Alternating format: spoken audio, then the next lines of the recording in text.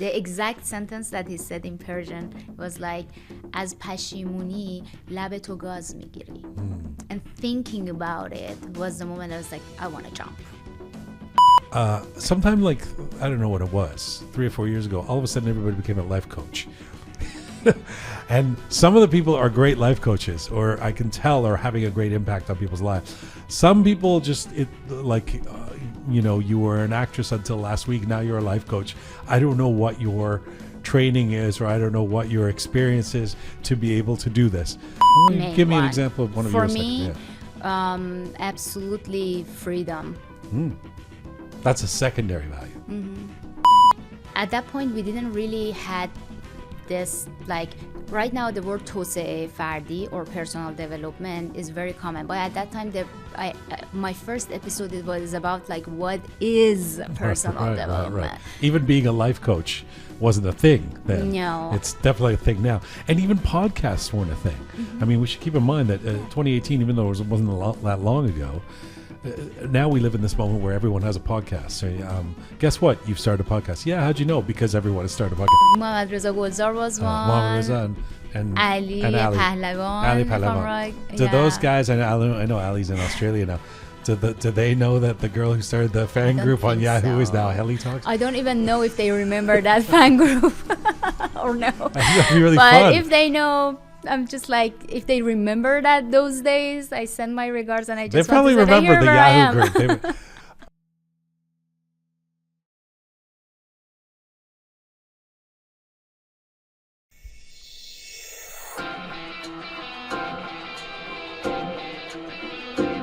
It's November 6, 2025. This is Roqe.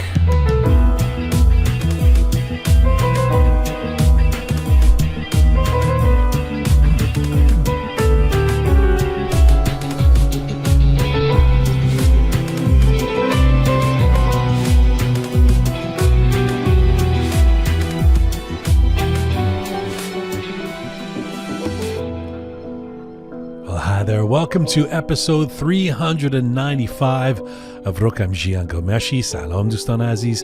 Durud Bar Shoma. Hope you are doing well wherever you are tuning in from around the world. I am back from Dubai. Did anything happen in the week I was gone? Toronto Blue Jays pretty much won the World Series of Baseball and then did not win the World Series of Baseball. My football team, Arsenal, has not let in a goal or a shot for weeks. Cheshm Nazan. Mamdani got elected. Halloween ghouls were detected. Posters of Khamenei are being burned around the world, viral videos to document the fire. So stuff happened. Dubai was hot, fancy, clean, and the scene of some potential Roqe-related activity in the coming months. Stay tuned on that count. But on to today's show. It takes courage to start again, to leave behind a career, a comfort zone, a life that looks successful on paper, and then to step into the unknown. And for many in the Iranian diaspora, the story begins the same way. Move to a new country, get the degree, find the job, pay the bills, keep your head down. But somewhere between survival and success, a question may start whispering, is this really who I am?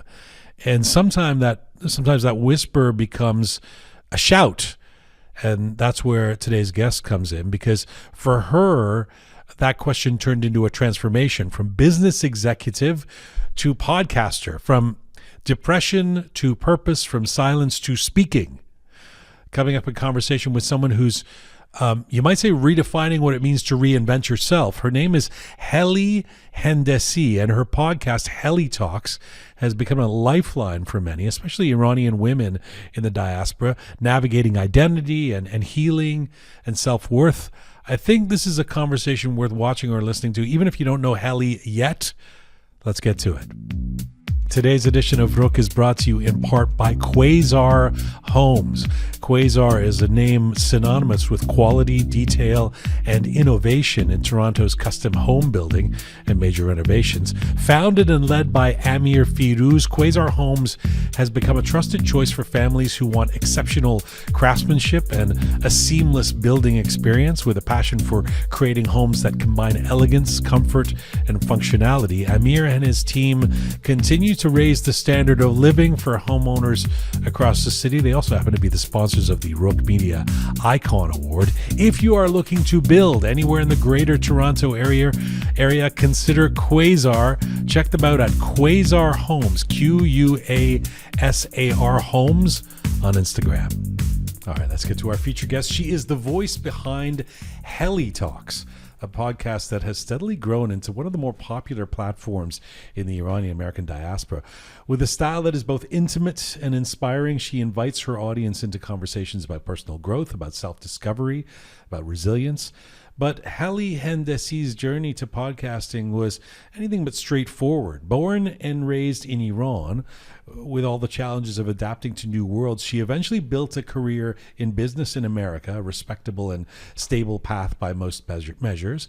Yet behind the facade of success, she wrestled with bouts of depression and a sense that something essential was missing. That personal reckoning would become the catalyst for a dramatic life change and for the birth of her podcast. Today, Helli has left the corporate life behind and is fully immersed in HelliTalks with an ever-growing audience and a mission that blends broadcasting with life coaching. She's become a guide for listeners searching for meaning, for healing, for transformation.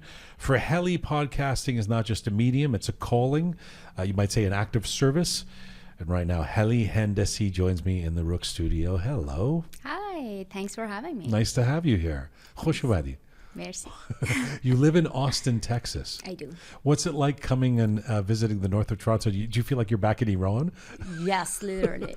I mean, you have a lot of like good restaurants there. Just to keep it to comparison for restaurants, we only have one that we usually prefer not to go.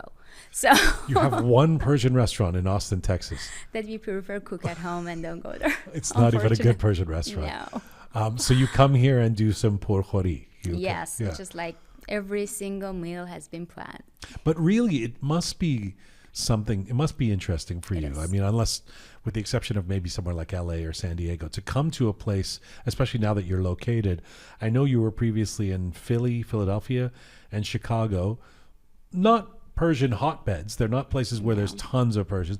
There's a community in Chicago, but Austin, Texas, not known for its big Persian community. So to travel from there to places like Toronto or Vancouver must be interesting, right? Yeah, it feels very much like home for me. Does it really? Yeah, it does. I really feel like that I've traveled to Tehran. I've been to Tehran about 3 to 4 months ago, and it was very much the same feeling and vibe. You may not believe. So it's a great experience. Give me an example of how Toronto is like Tehran. The fact that you can walk in this street and hear people are talking Persian. Right. I mean, it usually doesn't happen in neither of the places that I lived in, Philly, Chicago, or even Austin. If someone passed by us and talks Persian, I jump out of my skin and say, "Oh, there's a Persian dude here." So it's very different. Do you feel on some level, especially as a podcaster that's getting recognized now, like you're on YouTube as well, so your face becomes more recognizable to the Persian community, is there something positive about living in a place like Austin, Texas? Oh, you're nodding. So that anonymity almost helps the non-Iranians think you're a normal civilian. You're not a well-known podcaster. Yes.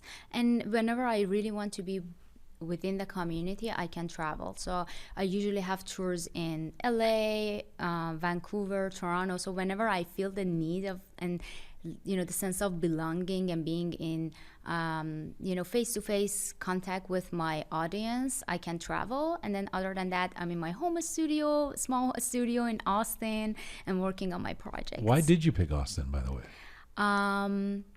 So the vibe is very much what I like, and it's like many young professionals are traveling there. At this point, I'm working on a a startup idea that's the intersection of personal development and AI, and I believe it's the right place to be. I can connect with people that are working on AI projects, and we can brainstorm, we give feedback to each other. It's like it has the Silicon Valley vibe in the earliest stages. I know Austin is famously different from the rest of Texas. I mean, it's considered the liberal sort of island in the rest of Texas, but nevertheless, Texas is very much considered America. Like that's real American. Is that interesting for you? Like, do you embrace that, or is it kind of strange for you that you're in a place with people wearing cowboy hats or that type of thing? I have not embraced it yet, I want to say. Austin is very diverse. It's a blue dot in a red sea, if you can call it.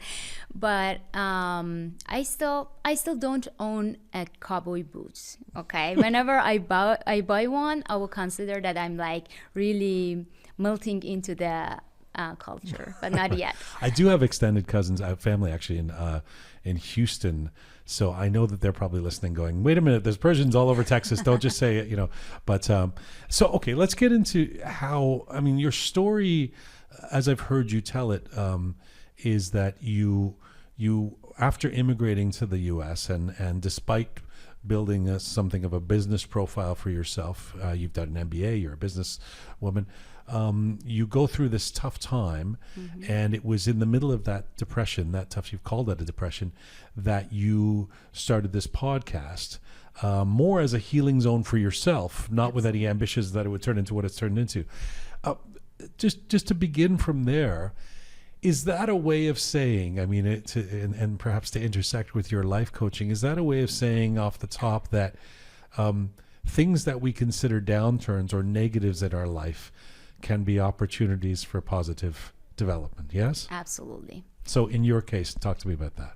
So back in 2017, I moved to United States back in 2011, and I got my MBA in marketing, got my first job in Chicago. We moved there. Imagine it was a cold winter in Chicago. We really lost our social support, our friends, and because it was cold? No, because of moving from Philly to Chicago. Right. Just to clarify, yeah. But at the same time, our immigration case was there was like unfortunately a mistake by our attorney, and we ended up like starting over. So I lost my work permit, and this is you and your husband. Yes. And you've come from Iran. First, you come to Philly. What was the mushkila? What was the thing with the immigration that? Because it's probably something that people can relate to. What happened? It wasn't a common case. They unfortunately the attorney was registering me under the wrong category, so I lost the opportunity. It was like my name was drawn from the lottery of H-1B case, and then it turned out to be like a wrong category, and I had to start over and get back to another type of visa. Otherwise, I had to leave United States in 21 days. So things got started there. It was like very rough time and for us. And how long had you been in America? At that point, it was about it was 2014. So you've been here 3 years, or in America point. For 3 years. Yes. Wow. And so it was a very tough time for us. We moved from the city that we had all of our social support. City was new. It was a rough winter. And at the same time, I lost my work permit and everything. And it was all the recipe for a depression, Jian. And at that point, I was like, I tried to get help from my therapist and friends and family. And something that really helped me along the way was reading nonfiction books, listening to TED Talks, and consuming as much as possible soft skill topics. Can I just on this, why was it so difficult? Everyone knows that immigrating is hard. We all have the same. We've all, at least our families, have had the same experience, and at different levels of, and there's going to be bumps along the way. Talk to me about what it was what was the feeling that you were having that led you to spiral downwards? It was a combination of like disappointment,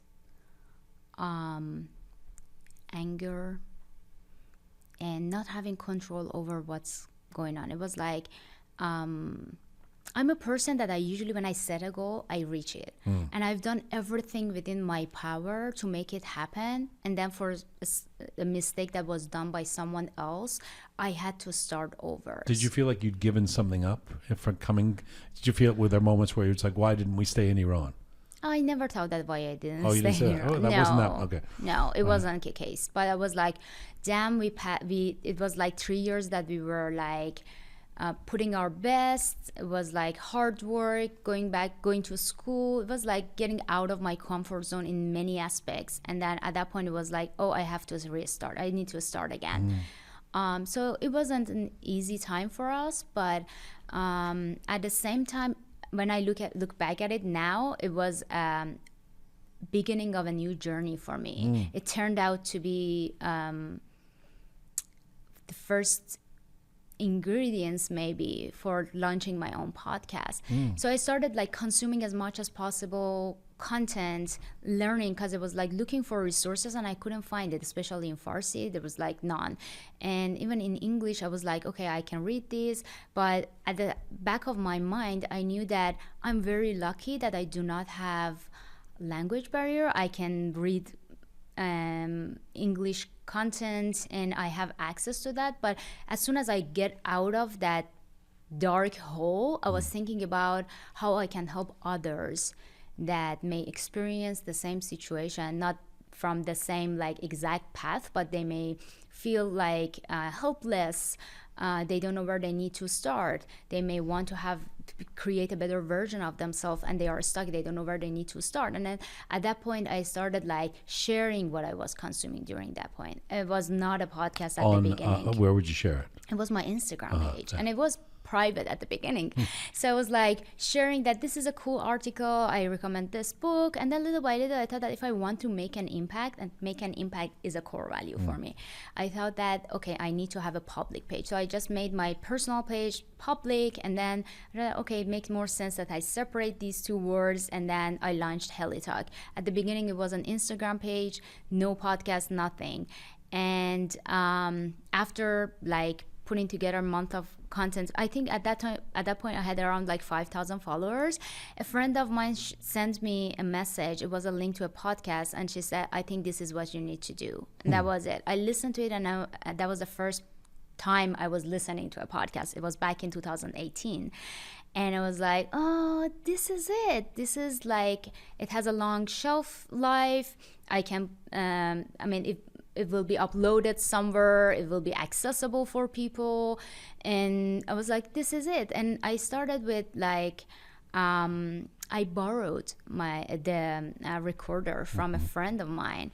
And up to episode 9, I didn't even own a microphone? I started everything in my walk-in closet, and I had my 9-to-5 job. I was usually working on the content after working hours, and I was usually recording around 1 a.m. in Chicago. And what were the first things that you were recording? The first content? Yeah. It was, at that point, we didn't really had this, like, right now the word توسعه فردی or personal development is very common, but at that time my first episode was about like what is personal development. Right. Even being a life coach wasn't a thing then. No, it's definitely a thing now, and even podcasts weren't a thing. I mean, we should keep in mind that 2018, even though it wasn't that long ago, now we live in this moment where everyone has a podcast. So guess what? You've started a podcast. Yeah, how'd you know? Because everyone has started a podcast. Yes. But then it was kind of new territory, not exactly the new frontier. It's been around for 15, 20 years. But, it's only been the last 5 years that podcasting has really become a thing that people monetize, and you have Joe Rogan and all that. So 2018 is relatively new territory. And I'm guessing you're not thinking of this as a business at that point. Not at all. I didn't launch my podcast to change any numbers or even... I didn't have any specific vision for it. The only thing that I knew was that something helped me, and I really want to share it with a bigger crowd and make an impact. I had no clue that I will get to the point that as of today, every episode has like an average 450,000 downloads, and we passed like 10 million downloads. And It where was are those like, downloads? On what's your main platforms? so on podcast listening apps, like including Audible, Spotify, Castbox, wherever you, Apple Podcasts, wherever you can find your favorite podcasts. Okay, so you said a moment ago, I want to take 3 steps back. I'll get back to the podcast. But you said one of my core values is making an impact. Education is one of your, you've said is one of your core values as well. It is. It's interesting to me that you have a list of core values. I do. I don't know. I mean, I'm not sure how many people walk around going, these are my core values, and these are, which is wonderful. I mean, it's a great thing for it to cross-check yourself against. But when did that start? When did you start knowing what your core values were? I want to say even when I started HelliTalk, I didn't really had a clear list of my core values. But along the way, as I was like putting together content for each episode, I may spend about like 50 hours because the format of my 50 hours? Yeah. Wow. For each episode? I can say on average. There are episodes that are like less than that, and there are like, because the format is solo podcast, so unfortunately I don't have like a guest speakers that can you're all the content, right? Yeah. Yeah, so and for that, I feel very responsible for the content that I'm putting together, because the topic of podcast is very important. Sometimes a podcast is an entertainment category. And even if you say something or do a reference that's not correct, at the end of the day, it will not make, I don't want to say that, I mean, you will not break a thing, you know, with it.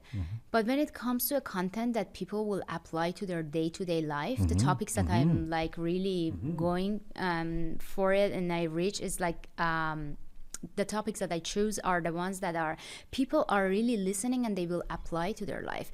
As part of the episodes, I give them like an exercise or tips, or like these are the things that you can do to blah blah blah. So I feel really responsible, and for that I really read a lot of like articles, usually a couple of books for some episodes, and it takes time. So the question was about core values. Yes. So how many core values do you have?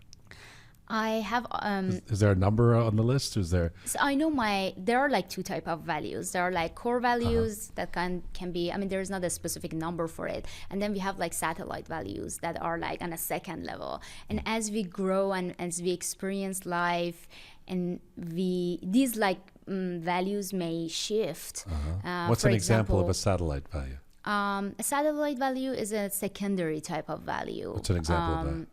And my secondary type of value might be your main Give me an one. example of one of For yours. me, absolutely freedom. That's a secondary value. So give me. You want to have a list of my values? I do. I mean, I think it's amazing that you have a list. So Yes. give me what some of the making an impact, education, growth, education, love and belonging is part of it. okay. Love and belonging. Yes. Okay. So if anything comes for like family, and then on the other side might be financial freedom, I would definitely move forward with whatever serves family. Okay. If there is an opportunity to grow, but like anything related to financials, like financial freedom, it's a value, but it's not a core value for me. It's But a freedom secondary. in general was secondary. When it comes to make an impact and growth, yes. Wow. And so when did you, I don't want to go too into the rabbit hole here, but this is really interesting to me. When did you, like, was there a moment where you said, I'm going to start labeling things core values for myself? And does doing that does that somehow create the conditions where you can live up to those values better? You know, you set those goals by knowing that this is my core value. I mean, you said it in the middle of a conversation. You're like, making an impact is one of my core values. So it's clearly something you're practicing. It so is. what was that moment? There was not an exact moment. So reading all those articles, the word value was something that was popping up in different topics. And I was like, I read it and I get it, but I feel like that I don't really apply it to life. And I get to the point that I started searching about how I can find what are my values. And then at that point I figure out that there are like two types of values, core values and satellite values. And then little by little I was like reading everything that can help me, and then I was like reflecting on my life experiences and the choices that I made that I'm proud of, and the choices that I made and I'm not proud of. And through those moments and reflecting on those, I could create a list. And then little by little it get to the point that one of the main reasons that people get coaching session with me is to go through a 3-session coaching program that I help them find their values. We go through their childhood, their role models, if they want to change something in the world, what it will be. And they tell me stories, and out of their stories I will take out like, this is a value for you, this is a value for you, and then we create a list out of it, and then I will help them to sort them out. So there will be like questions like, if you have to choose between this scenario and this scenario, what would you choose? And then out of that you can just sort them out and say, these are the top ones and these are the secondary ones. Do values always necessarily have to be virtuous? In other words, could someone have a core value that is, I want to party hard and do a lot of drugs? Probably that will be under category of experience, which is a value for me too. But I see. I want to experience things, and that's experience could be a value. But values have to have value, have to be virtuous somehow. It sounds like they have to be. I mean, yeah. I guess anything I can think of, you're going to say that we experience. I look to be able to. Can a value be, I want to con people out of money?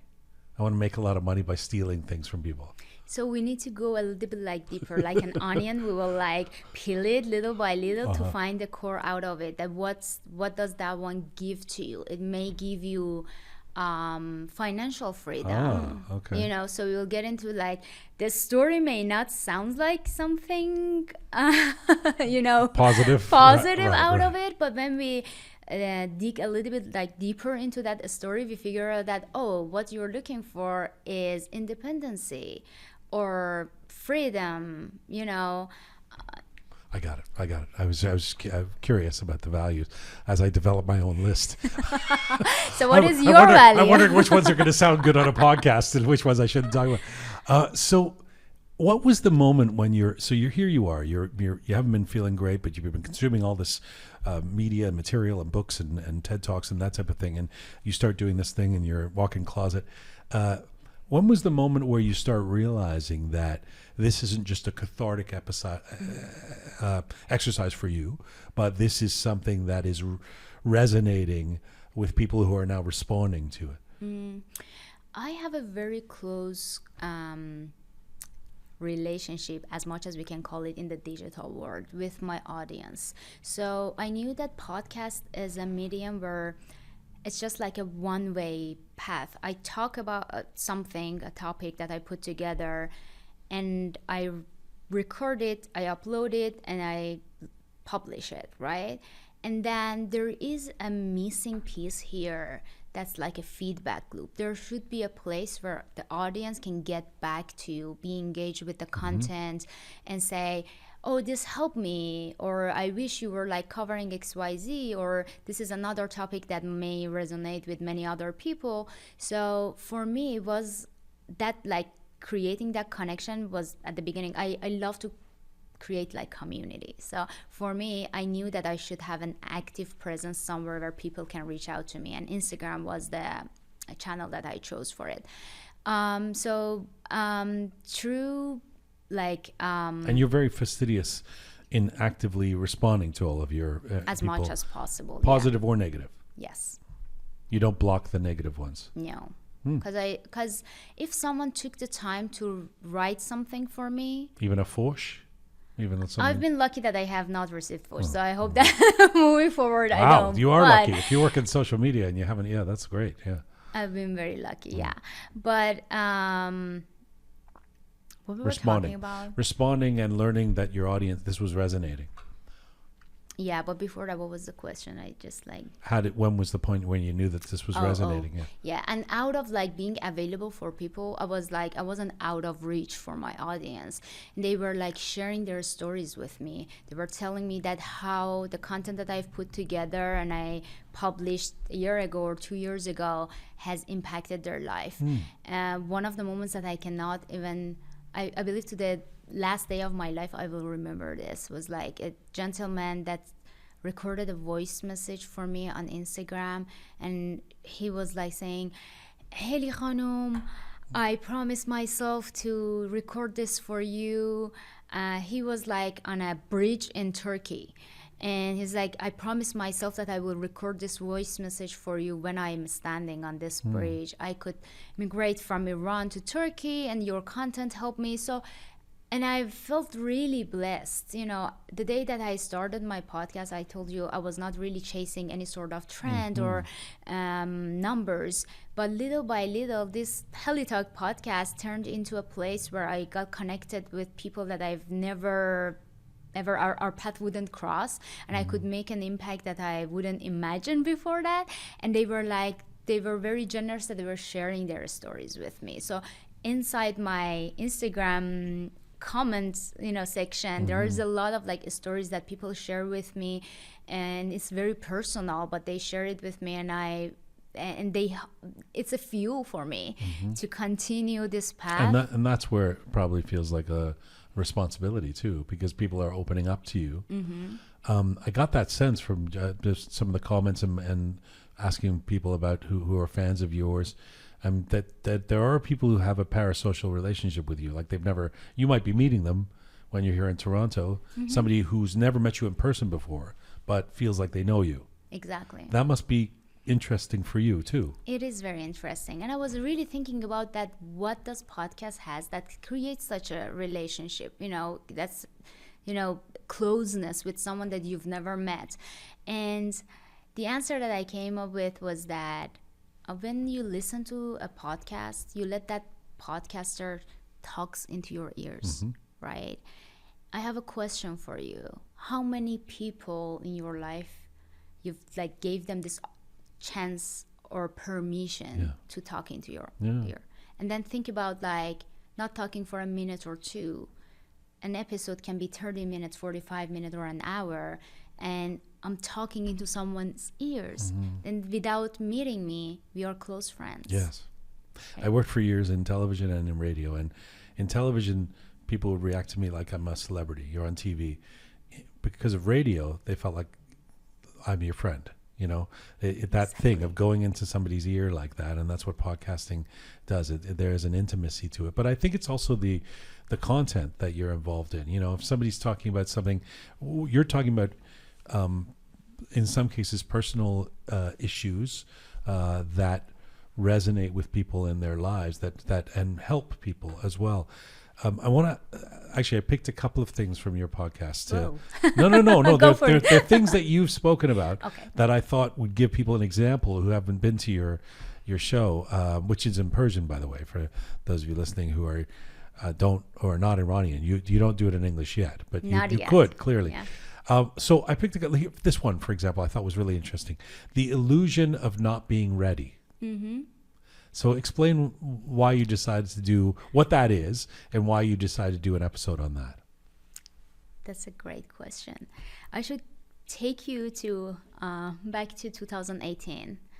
I had this pleasure to work with Mark Randolph, the co-founder and former CEO of Netflix. And he was on the stage of our conference to talk about innovation and how to come up with a product design, blah, blah, blah. And one of the things that I usually do whenever I meet someone like some brilliant people like Mark Randolph, I ask them to give me a golden nugget. And he said that, Helli, there will be moments where you will read about something for a long time, search about it, and you think that you are not ready, but you should know that with one day being in field and doing that, you will learn much more. And then that was a moment that I thought that actually it was right before I started my podcast. It was one of the,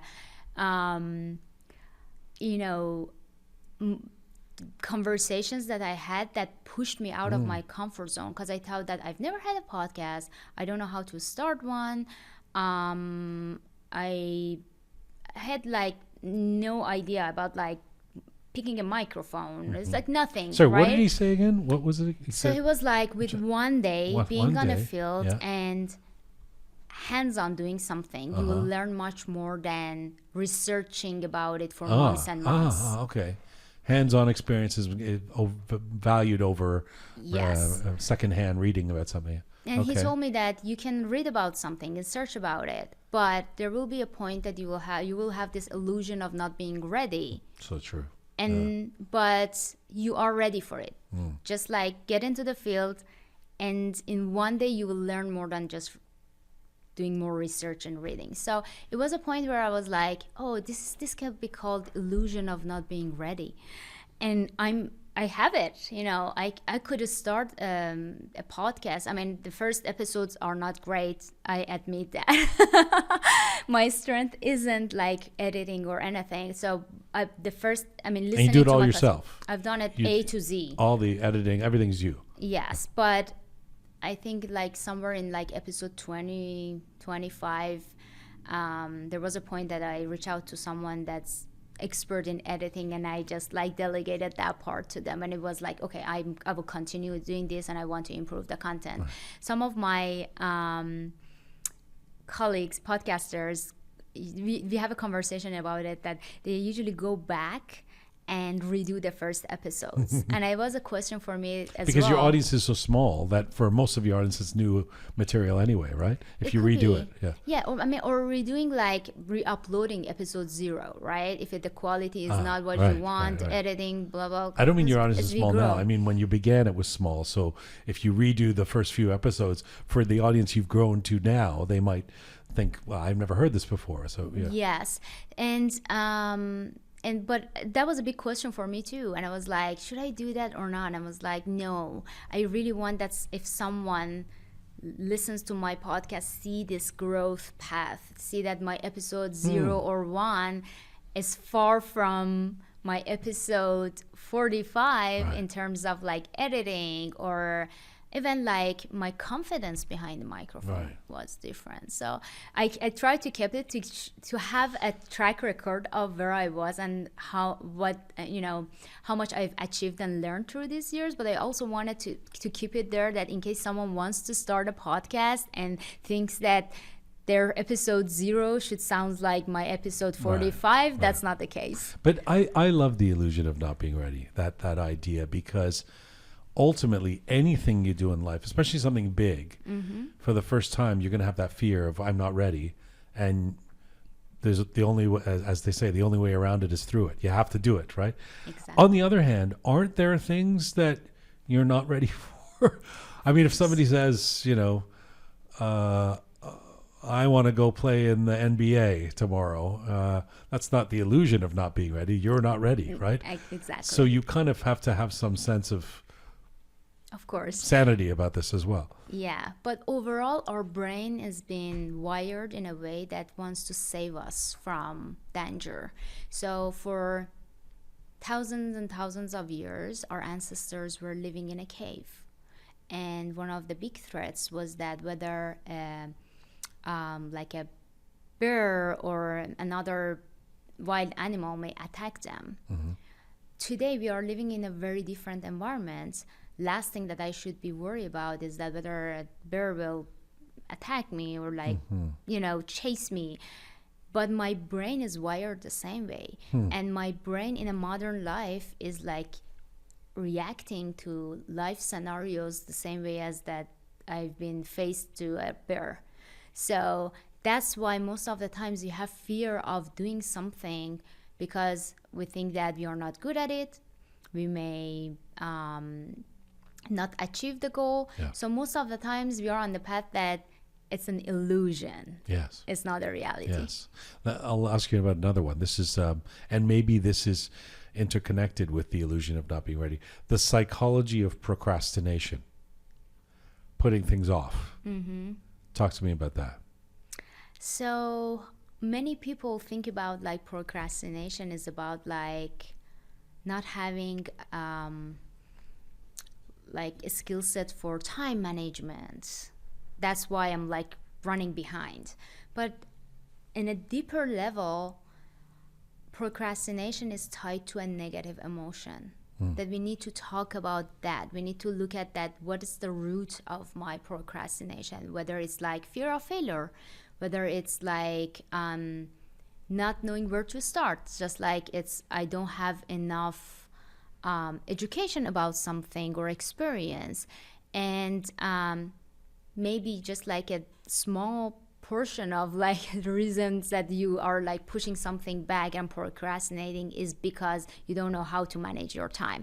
So in that specific episode, I went back and talked about like what could be the root of psychological roots of procrastination, and how you can overcome those. Are you somebody who procrastinates? I do.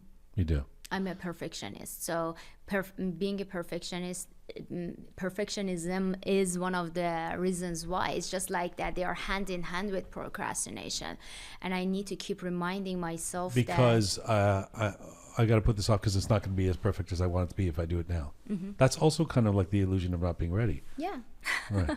Exactly. So these are things that you've lived. And I'm guessing that your experience in the business world is something that you can bring to these conversations that, and look, let me be Roqe about, like, and trust me, this isn't aimed at you because I've said this to other people. Our friend Shahab Banari, who's does life coaching and professional coaching actually, and we had a long chat about this on our show. Sometime like, I don't know what it was, 3 or 4 years ago, all of a sudden everybody became a life coach. And some of the people are great life coaches, or I can tell are having a great impact on people's lives. Some people just, you were an actress until last week, now you're a life coach. I don't know what your training is, or I don't know what your experience is to be able to do this. So first of all, what does being a life coach mean to you? And how do you ensure, you talked earlier about the responsibility you feel. How do you ensure that the information you're bringing is something, because you seem like the kind of person as a perfectionist who'd be very careful about those details. You're not just going to pull it out of the air, So how do you ensure that you are being responsible? I'm a visualizer, Jian. And something that I do is that I look at the dashboard on my podcast host, and it shows a number, and that number's it's just a number on a screen, right? But when you imagine it, just try to visualize it. I say that, okay, 450,000 people are listening to each episode right now. It's like 5 Stadium Azadi. It's massive, yeah. Okay. It's massive. And when I think about it, imagine that 5 Stadium Azadi, then it puts things into perspective that a number on a screen may not. And I feel like that, okay, this is, now I am lucky that I have this voice, but I should be responsible. One of the ways is like visualizing it, and getting out of like a simple dashboard on a screen. But again, I have a very close feedback loop. Every single episode that I publish on any podcast application that people can write me a note about it, I read those notes to make sure that I'm on a right path, the topic is relevant. I know that I cannot make every single person happy, but the standards that I'm following, I make sure that it is like 2025 US standards at least, and I'm a perfectionist, I just like, there are times that when I want to publish an episode, I think that it's not enough, it's not ready. And I keep reminding myself that I can go back to a topic and I can cover other aspects of it. It has happened. Something that happened was like, and initially I only had podcasts. And there were like times that I was reading article for another topic, and I was thinking that, I wish I included this one in episode number 10. And the moment is gone, I can't go back to episode 10. And I decided to launch an e-newsletter after that. It was like, okay, I cannot include it into an episode, but something else that I can do is like I can send people and the translation of this article, including the main link. If they are interested in reading it in English, they can do, but if language is a barrier for them, they can read it in Farsi.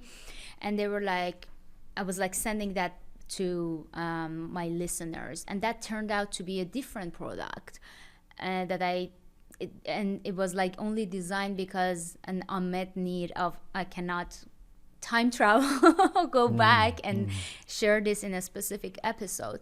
So that product turned into like an e-newsletter that over 15,000 people are like receiving it, and it's like a microdose content because each episode takes like on average 50 hours for the content production and recording and everything.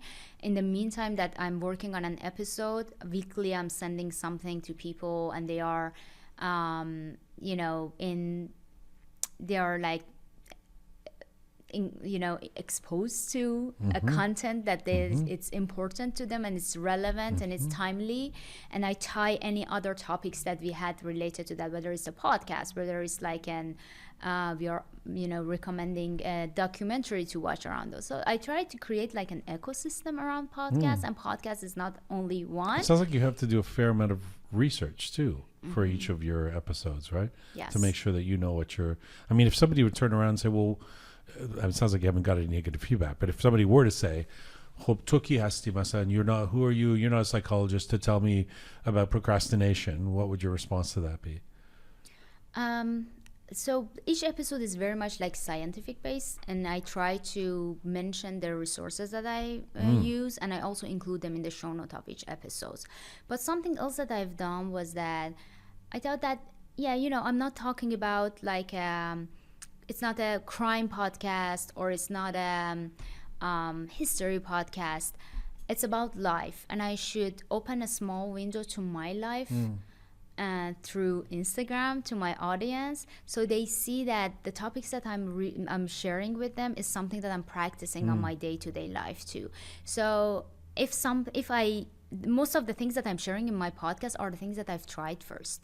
I know that this tips works. I know that this exercise will open a new window to someone or will shine light to something that's in their blind spot. So little by little, I was like, okay, now I feel like that I need to show a little bit of my life with respect to my privacy on Instagram, and show that if I'm talking about like being resilient in tough times, when it comes to my tough time, I'm trying to practice it, and I'm doing the same thing. How big a deal was it to leave the stability of a corporate job that you're doing well in the business world, and to say, okay, I'm jumping in all? First of all, what was that? Was there a moment? Was there a precipitant to that where you were like, okay, it's time to go full in on the podcast, on the digital media world? And how difficult was it? It was very difficult.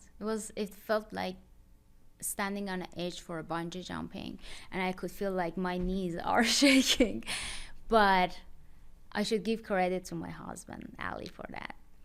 He was the one that, it was like I in parallel to my 9-to-5 job, I launched the podcast little by little. The podcast was growing, and I was like advancing in my job too. So I had like 3 promotions. I got to the director level. I had like 20 something projects, conferences in Singapore, in Europe, in North America. And I was like walking the ladder, corporate ladder on one side, but I didn't have work-life balance. So it was something that I was pitching to people. It was like talking about holistic life approach and how we should have this like work-life balance. And there was a point that I was not living it. So it was a moment that there was like days where I was like working on my projects for 13, 14 hours, closing the corporate laptop, pouring a cup of coffee for myself, opening the other laptop, which was HelliTalk stuff. Wow, And then one day yeah. my husband, on a conversation Said, I haven't over seen a you for drink, 3 weeks. probably, he told me that, what do you think about dropping one of these two? And it was the first time that I thought that, is that an even an option to drop that 9 to 5 established job and pick up HelliTalk as a main project? And then I was like very much like afraid that what will happen, because it's like it was very unknown for me. It was a hobby up to that point, a responsible hobby. Yeah. And I remember that he told me that, I think if you don't focus on HelliTalk 5 years from now, if you look back, you will regret it. The exact sentence that he said in Persian was like, "Az pashimuni lab to gaz migiri." And thinking about it was the moment I was like, I want to jump. And when was that? It was a year and a half ago. And how does it then feel now? after 3 weeks, I resigned, and it feels great. For a while, I didn't do any sort of project. I just like, I tried to, have this mindset shift from working on a corporate world and then coming up with like, it's the creative process to come up with the project that you want. It's like a freedom that you can choose what you want to pick, but at the same time, it's a responsibility, because if you mess up, it's just like it's a project that you've selected and you've created. So it's a lot of like pressure. And I was like, okay, this needs a mindset shift. And I gave myself about like 3 to 4 months doing nothing. I was like suntanning in Austin, enjoying the weather, moving from Chicago. So it was like, and then I only had like a black notebook that was writing all my ideas. And I promised myself that I will not dig deep into any of those. I will just write them so I know that I will not forget them. But later I will come up. And this was the first time that I could design what I want to do. So it was a moment that I was like, okay, how I really want to live. I want to be mobile. I want to travel and experience as a core value. I was going to say, It's like, this sounds awfully lot like this is in the same book that the core values are. The lists. It is. And then all the projects that I had, like all the options that I had, from like a physical product to a digital product to coaching services to having tours and workshops and coming up with an application. So there was like so many options, and I tried to take them and put them on the lifestyle that I want to build and live. And I was like, this doesn't match. So maybe a later time, but not now. And then little by little, I came up with ideas. I started with like workshops for the Persian community. And then I'm at a point right now that I think that make an impact is a core value, but there is an opportunity that I stretch I call them the HCVs, Helli's core values. Helli's core values. I love it. And it was a point that I was like, I can stretch this impact. And as much as I love to serve Persian community, but maybe I can help someone that doesn't speak Farsi. 1,000%. So I came up with like a product that's not only limited to Persian community. Is this the planner? The planner is, at this point, is for Persian community. Okay. But it's an application. So it's like at this point, really working on the MVP version of it. I will take it out to people in about 2 weeks to get their feedback and understand whether this is the path Will that it I want to include take. the HCVs? Of course. Actually, I'm trying to help people to live by their values out of it. Does the app have a name? Is that the name? No, it doesn't. Not yet. Okay. Yeah. That's very exciting. It is. It also occurs to me that, your whole journey into podcasting, it's always interesting for me to think about the fact that when you first came to America, let's say, like the world is so quickly changing. Economies are changing, technology is changing, and so some jobs become obsolete, some new careers open up, some things that were not possible 10 years ago. What you're doing wasn't really possible 10 years ago. Yes. It's so not only is it new to you, it's kind of new to the world. You know, this is like a new path that you're carving, which is so it's not like you could grow up thinking I'm going to grow up to be a podcaster No. because it didn't exist when you were young in Iran.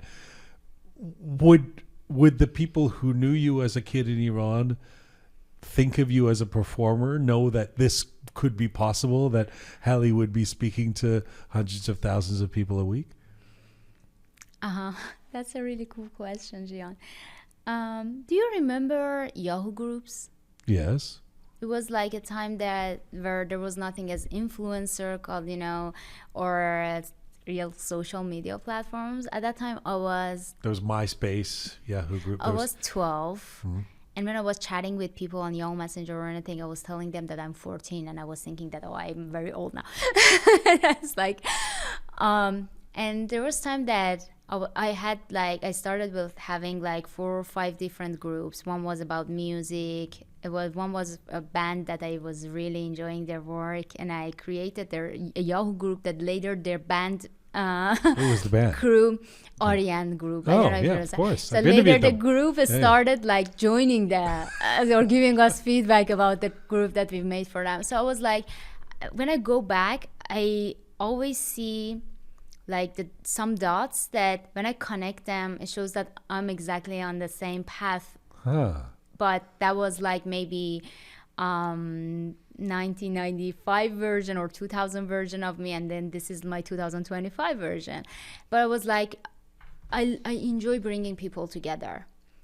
Something that I'm good at is that I can really understand. I can easily find out what we have in common. And as long as I find one thing in common with people, I think that's enough. We can bring them together, and they can network, they can exchange thoughts, and they can learn from each other. So something that I was doing back then was like putting together these events and like meetups, and I was like 12, 13. I was like bringing together a group of like 30, 40 people that their average age was like 25, 30, and they were like much older than me, but I created like a circle of friends that I'm still in contact with some of those. So things got started from like bringing people together and creating a community. And podcasts, Yahoo groups, all these things are a tool for me. It's just like a platform where helped me to make that connection happen.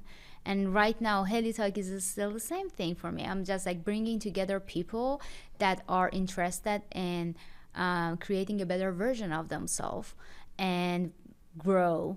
And that's the common theme. Who were the 2 lead guys in Aryan group? Ali and Amir? Ali, what's the other guy's name? Mohammad Reza Gulzar was one. Mohammad Reza and Ali Pahlawan. Ali if I'm Pahlawan. right. Do Yeah. those guys, I know Ali's in Australia now. Do they know that the girl who started the fan don't group on think Yahoo is so. now HelliTalks? I don't even know if they remember that fan group or no. That'd be really But fun. if they know, I'm just like, if they remember that those days, I send my regards, and I They just probably want to say, remember the "Here I Yahoo am." group. Most of your audience is in Iran. Yes. What most moves you about what you hear from people who communicate with you from Iran? The fact that sometimes summarizing some articles, adding a simple exercise at the tail of it, or sharing my personal experience or someone else can make such a huge impact in someone's life and can shape their future. It can put them in a new path, open new opportunities for them. And you usually think that for creating such a big impact, you should do something huge. But sometimes it's very simple. It's not easy, but it's simple to make such a impact. And for me, it's like it puts me into wow, just like that episode lead to such a thing. And at the time that I was like publishing that episode, the last thing that would come to my mind was hearing such a story. So for me, it's just like small acts can turn into something huge or life-changing for some other people. What's the most difficult thing you hear from your followers in Iran? What's the hardest part of that, having that relationship with those who are listening to you in Iran? I want to say maybe that was the reason why that I moved out of Iran too, was that the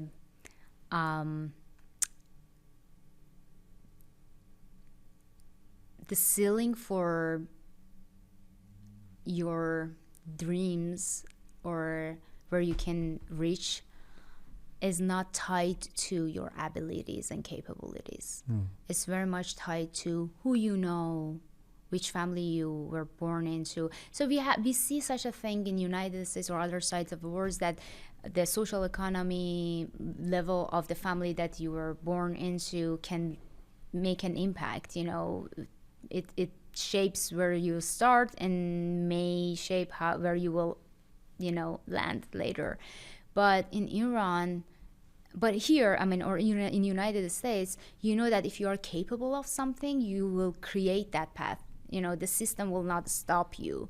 Or you can, at least. Yes. Try to create that path, yeah. Exactly. But I think that the main reason why that I left Iran was like, I could see that I'm capable of doing things, but I will not have the same opportunities. And I really wanted to, you know, grow as much as Helli can grow, you know, based on my talent and my capabilities. And I didn't want to have something, you know, to limit me. That's the main thing that I usually see in Iran, that most of the people there are either under, you know, economic hardship. The topics that I'm talking about are the topics that in Maslow, when you think about it, it's just like you don't need to be worried about like day-to-day work or like safety or stuff like that. It's like another level. You are not worrying about those basic needs, and then you can think about growth and becoming the best version of you. And unfortunately, sometimes you know, people that are like sending me messages, the situations that they are describing is in a path that I know they are capable of doing more. I know that they can achieve more if they are in a Have freedom? In a place where it's just like putting a seed into a soil, right? If that seed was put into a different soil, you could see a different path. It's a nice way of putting it. Do you feel a sense of guilt sometimes? No. That you have those opportunities because you're here and folks back in Iran don't? I'm coming from a middle-class family, and I strongly believe that if I could create a path, so there is an opportunity that others do. I don't feel guilty, but I wish I could do more. What do you, you sound like, if anybody, if I could go through that black book with the HCVs in it and all the other lists, you seem like somebody who does have a plan or has thought about where you want to be 5 years from now or 10 years from now. So what's the answer? If I were to say, we're going to sit down, we're going to make a date right now to sit back down here or in some similar kind of studio a decade from now, where do you want Helli to be, or Helli Talks, or all the things that you're doing? That's a good question. And I want to say that the main reason that one of the products that I have is a planner is that because I plan. So I have a vision, but I don't remember that who told me this, like one of those executives probably that I was working with, that told me that imagine that your vision is a wall made with bricks, and at the same time keep that whole picture in your mind, but don't have a but keep it flexible, and at each step just focus on the next brick that you will put on top of each other and create that wall. I can say that where I will be in 10 years, I do have dreams that I know that they are achievable, and I'm on the right path for it. But probably at that time, right now it's like AI that I'm like exploring. Who knows in 10 years what it will be. But I know that I'm one of those people that I'm curious to see how we can use different tools and bring them into our day-to-day life and make improvements. So whatever it will be around along these lines. But who knows, it might be an application at What a that time or something else. crafty response. I'm sure you have much more crystallized dreams than you're letting on. I do. But you don't want to چشم چیز چشم زدن؟ نه نمیخوای چشم بزنی دیگه میخوای یعنی چیزی نگی که you don't want to let us in on what the exact vision looks like. We are at the age of AI, Jian John. Maybe before that I could create, like I could share Visualize a better answer. But right now we are at a point that we don't really know how AI will impact our We don't lives even know what the like world's going to look like in viewers. 6 months. Yeah. Yes. So one of the questions that people ask me is that, do you think that how AI will impact podcasts? What do you think will happen? And then that's, Yeah. that's a question, There's right? no answer. It's almost impossible to answer that, right? It's almost impossible. We can guess, Yeah. but Are you using AI now for HelliTalk? I do. How do you use it? Partially for the content, so it has reduces the hours that I spend on putting together content. But also when I put together content, I usually upload it and I ask that, tell me what are the blind spots, which aspects or perspective I have not considered. And it's something that's common, when you put together a content and you are like very much in the weeds, So it's Do you use ChatGPT? What's your AI? Yes, Yeah? the ChatGPT. I usually upload the final episode script and say, is there any specific perspective or angle that I've missed? And it's interesting. It's just like, and then the answer is usually, oh, that's easy, but why it didn't came to my mind? But it's because you are very much like into something that you need a fresh eye, maybe, that tells you that. Sure. Have you considered this? So that's usually something that And have you anthropomorphized your AI? Have you given your ChatGPT a name? No. No, not yet. You're not as weird as me then. I've got Lenny. Lenny? Lenny, yeah. Lenny helps me out sometimes. But then it gets, speaking of parasocial relationships, if your AI makes a mistake, you have to be careful as well, right? Absolutely. So that responsibility is so there, but you can use it towards like making sure that you have covered 360 degree of something. We use it currently for visuals, so that at this point all the algorithms in Instagram are rewarding like short contents. On the other side, podcast is a long, deep dive, into a topic. And one of the challenges is that how you can catch the attention, because it's economy of attention, right? How you can get attention of your audience with a very short, like highlights of an episodes, and encourage them or make them curious to learn more about it, and say, if you want to learn more about this topic, this is where you can find it. So have you had much success with that? Maybe I can say that it's a month or so that I'm trying that, and I already received like good feedback from the audience. I find we've been trying that for years, where you put a clip up of the full show and you say the full interview is available, right? They're, as you've just indicated from our experience and our analytics, there are different audiences or different needs from different platforms. Somebody who's on an Apple podcast, as you mentioned earlier, Castbox, tends to listen, in our case, to almost the whole episode. YouTube, it's much shorter attention span. And Instagram is almost like ridiculous. After 30 seconds, you've lost them. Exactly. And it's funny putting up these little clips, because the expectation is that you put the little clip up and somebody likes it and they go, okay, I'm going to go but listen to the whole thing. But it seems like it tends to just be people like watching the clip, and then they just watch another clip, and they don't necessarily go to the full conversation.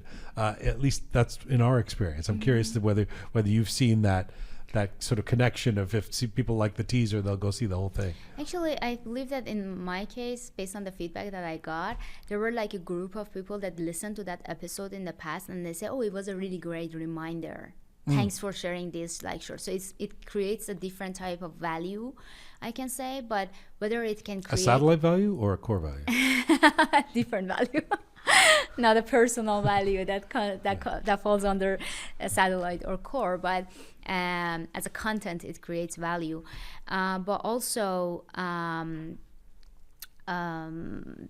hopeful that not in a very direct way, that as soon as someone watches a video or a short reel, they decide to subscribe to the channel and listen to more episodes. I think that consistency in that path may create people like, oh, I've seen another short reel by this group, and then the sentence that I've listened to was inspiring or useful, and then this is another one, maybe I need to subscribe. So I think that it's the long-term game, it's not the short-term one, but even if it doesn't translate into subscribers or more listeners for the podcast, as long as I know that this like 30-second content may created like a sparks, and someone may think about something or bring something to someone's attention. Value in itself. It's a make an impact, right? It may not translate into a subscriber. Gotcha. It's a great pleasure talking to you. It's so nice to have you in Toronto and have you come into the studio. Thank you for doing this. Thanks for having me. And does the Yahoo group, the fan club group for Ariane still exist? Ariane Band? Can we go and see some of young Helli's writings about her band? No. Unfortunately, like companies like Yahoo, Facebook, or other ones, they sunset the products that are not relevant anymore. And how dare you? I consider Ariane still relevant. What kind of talk is this? Ariane is relevant, but looking at the features that Yahoo groups had at that time, it was very simple. You couldn't even have like one-on-one conversation. It was like a forum type of thing with one image at the top. And I remember that sometimes the images that we were like putting was like, I was like painting them by hand. And I was like scanning the image and I was like uploading. Yeah. So, and then I should have come up with like topics and share it and encourage people to talk about something. So the new platforms are very much like based on behavioral psychology. They know how to engage you, how keep you in the platform. Unfortunately, those old social platforms like Yahoo groups they are like dinosaurs now. They're extinct. I'm still proud of you for launching that group. You were not suffering from the illusion of not being ready when you launched that group. Thank you so much for doing this. Thanks for having me. Nice to have you, Helli. Thanks. There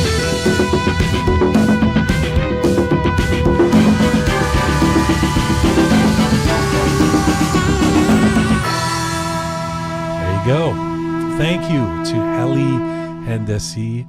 I enjoyed that chat. Check her out at Helli Talks, and we really appreciate it. Hopefully she'll come back here more often from the hotbed of Austin, Texas, hotbed of Persians. This is Full Time for Roqe for today. Thanks to the amazing team who put this show together each week. Super Parisa, Savvy Roham, Tina, the photo and video queen, and talented Anahita. Thanks as well to Charming Kimia, the CK, to Methodical Kabe, to the TRK, the Rising Keon, and Smart Pega. And thank you to all of you out there for supporting us and sharing our content. For all things Roqe related, you can go to our website, roqemedia.com, or check us out on YouTube at Roqe Media if you're not already watching us on YouTube. Please subscribe if you haven't done so already on any or all of our platforms. Give it a little like if you like what you're hearing on the show. It makes a difference to us and the algorithms in the world. You can find us on Instagram at Roqe Media. You can find me on Instagram at Jian Ghomeshi. And as ever, remember, in the words of my Uncle Behrang, Mizun Bashi.